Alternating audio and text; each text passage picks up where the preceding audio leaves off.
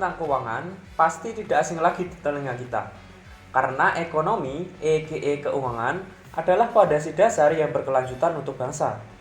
Seperti yang kita tahu, akhir-akhir ini banyak sekali kejadian yang kurang menyenangkan, seperti investasi bodong, penipuan keuangan, dan yang paling parah yaitu ikut-ikutan melakukan transaksi keuangan, seperti berinvestasi saham tanpa mengetahui ilmunya, sehingga banyak yang menyesal di akhir, entah karena terlilit utang, terjebak dalam dunia ribawi, dan sebagainya.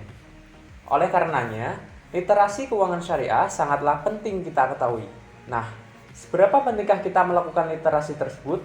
Mari simak video berikut ini.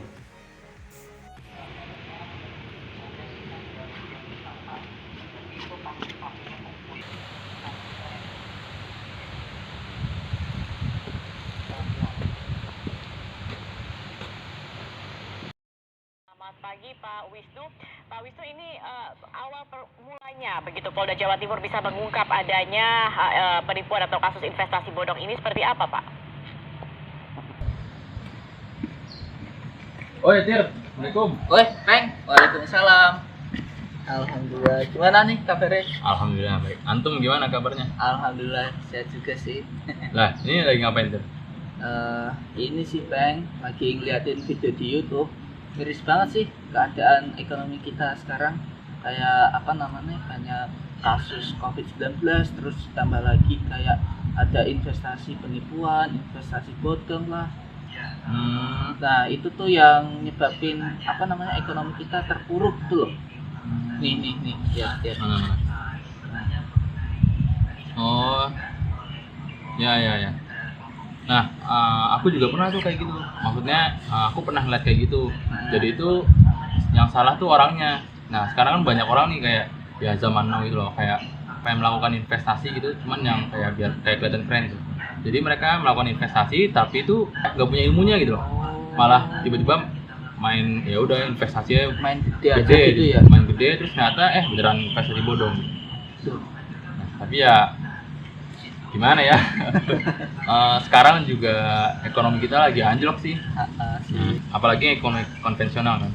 Tapi yang ekonomi syariah tuh nggak terlalu berpengaruh menurutku. Ekonomi syariah. Iya, nggak terlalu berpengaruh menurutku. Kok bisa sih? Nah, kenapa ekonomi syariah tuh nggak anjlok banget gitu? Ya, walaupun turun beberapa persen, itu jadi dari sistemnya sendiri. Ekonomi syariah tuh punya sistem bagi hasil. Terus keuntungannya juga buat bersama gitu. Terus ya mana lagi ekonomi syariah tuh kayak merata gitu loh. Ada zakat, wakaf, ya macam-macam gitu loh. Nah beda kalau ekonomi konvensional tuh kayak ya menggeruk keuntungannya buat kepentingan pribadi gitu. Maka dari itu ekonomi syariah tuh nggak anjlok banget gitu loh, kayak gitu. Oh iya, aku baru paham nih. Oh iya Peng, kok dapat info-info kayak gitu tuh dari mana sih Peng?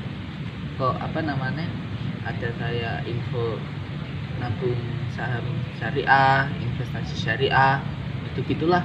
Platform apa aja sih kira-kira? Kan waktu pandemi kayak gini kan kita juga harus bisa mengelola keuangan ya. Iya. Biar apa namanya? Biar keuangan kita tertata rapi gitu loh istilahnya. Nah, kira-kira dari kamu ada saran nggak kalau misal kayak investasi gitu loh?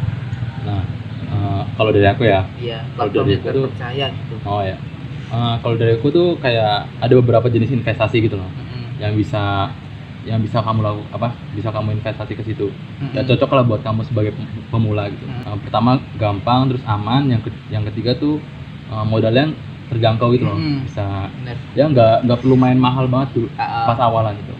Nah, ada beberapa jenis investasi. Wah, kayaknya seru nih. Apa aja tuh? Nah, yang pertama ada reksadana syariah. Secara sederhana, reksadana syariah adalah bentuk penyertaan modal yang dikelola oleh manajer investasi untuk kemudian disalurkan kepada perusahaan yang dalam prosesnya itu sesuai dengan ketentuan syariah. Nah, di sini kamu bisa berinvestasi tanpa memerlukan modal yang besar. Cukup dengan 100.000 saja kamu sudah bisa berinvestasi di reksadana syariah. Selain itu, kamu tidak perlu berpikir akan risiko yang muncul. Ya, meskipun risiko itu pasti ada sih, tapi dapat diminimalisir karena adanya manajer investasi yang akan mengelola uang yang kamu investasikan. Nah, di antaranya terdapat 2 aplikasi nih yaitu bibit reksadana syariah dan bareksa. Lalu yang kedua ada saham syariah. Nah, di sini salah satu kelebihan saham syariah dibandingkan media investasi saham online lainnya adalah returnnya yang terhitung lebih besar. Selain itu, kamu setidaknya mendapatkan dua keuntungan. Yang pertama, kamu mendapatkan dividen ketika perusahaan yang kamu tanamkan, sahamnya mendapatkan keuntungan. Lalu yang kedua, kamu juga bisa mendapatkan capital gain ketika nilai saham perusahaanmu naik, serta kamu berniat untuk menjualnya. Meskipun memiliki keuntungan yang lumayan, saham syariah juga memiliki resiko, yaitu ketika nilai sahammu turun, sehingga mengakibatkan capital loss. Tapi tenang, aku bisa merekomendasi ini ke kamu menggunakan platform Profits Anywhere. Itu platformnya Pintraco Sekuritas yang cabangnya ada di Semarang, jadi aman. Dan untuk legalitasnya sudah jelas. Oh alah, iya Peng. Aku jadi paham nih. Paham dan beranilah buat kayak nabung saham, investasi saham, gitu-gitulah. Nah, ini ternyata literasi keuangan syariah tuh berguna banget ya buat kita, buat ngatur keuangan. Oh iya benar, emang benar. Nah, maka dari itu, marilah kita tingkatkan literasi keuangan syariah kita supaya kita bisa paham dan juga mengerti bagaimana cara melakukan investasi syariah yang baik dan benar.